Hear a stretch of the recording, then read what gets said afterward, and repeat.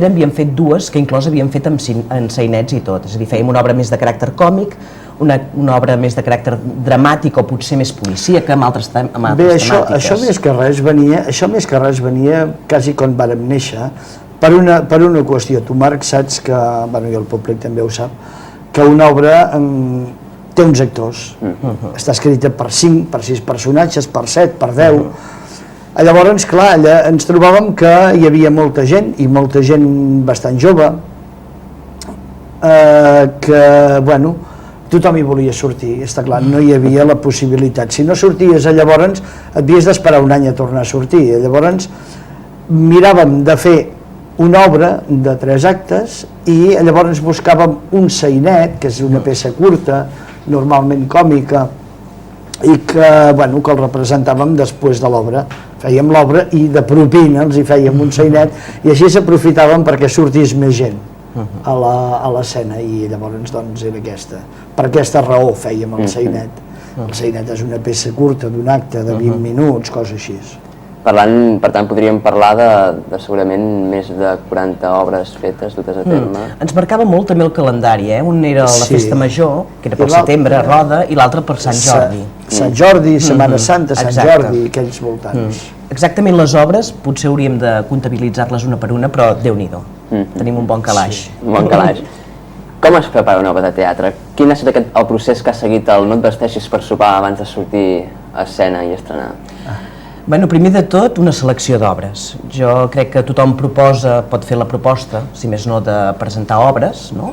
Sempre tenim tota una sèrie d'obres també endreçades a dins d'un armari que traiem de tant en tant i diem, a veure, mirem-les, si poden quallar aquest any o no.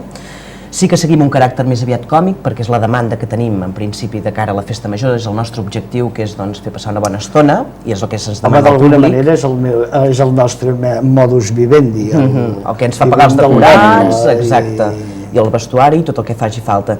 I aleshores aquesta obra es prepara amb una selecció d'obres, normalment hi ha una persona que es posa davant, que és el director, que a vegades va per èpoques o etapes, podríem dir. A vegades hi ha hagut anys que està molt marcat el director, d'altres que hem fet un any sí, un any no. Solem fer-ho la gent del grup també. I bé, llavors quan s'ha escollit l'obra, es reparteix, el repartiment és el més important, perquè això ha de ser molt objectiu, ha de ser un repartiment realment adequat a l'obra, i a partir d'aquí es fan les lectures, no? Sí, i a partir de les lectures es comença d'ensejar ja a l'escenari, d'alguna manera és això. I si parlem de No et vesteixis per sopar i de l'actuació que vareu fer a Roda de Ter, a Rupit també, per la Festa Major i aquesta setmana passada a Casals Gràcia, quina ha estat la resposta del públic? Ha estat una resposta... A veure, jo penso que la resposta és favorable. El que passa és que sempre hi ha allò de que a mi si em troba la gent em dirà, ostres, molt bé, ens ho vam passar molt bé, vàrem riure molt, tu ho vàreu fer molt bé. I clar, què vols que em diguin, que ho vàrem fer molt malament?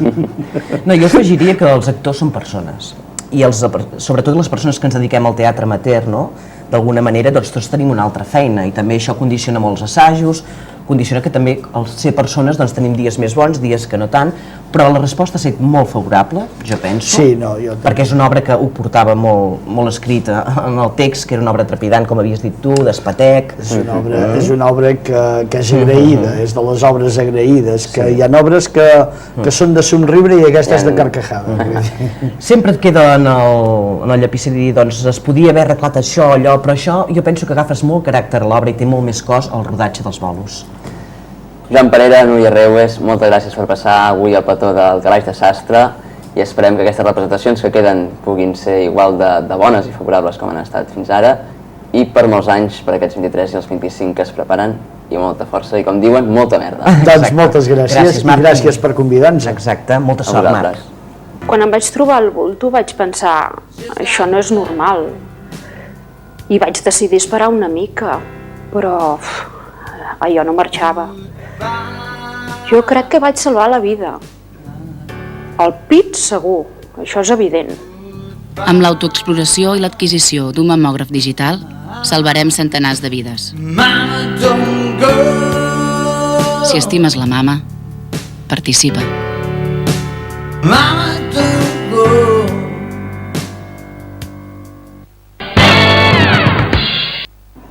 Continuem al Calaix de Sastre. Us recordem que si voleu poder fer una aportació a la campanya que organitza Osona contra el càncer, Estimula Mama, ja heu pogut veure l'anunci entremig de les nostres seccions i de la nostra tertúlia que fem aquí des del plató, des del Calaix de Sastre.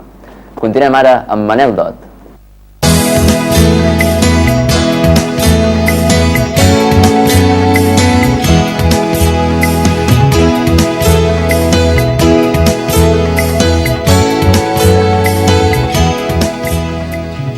Estem d'estrena i tenim secció nova també amb Manel Dot, meteoròleg i president de l'Associació Catalana d'Observadors Meteorològics. Manel, benvingut al plató.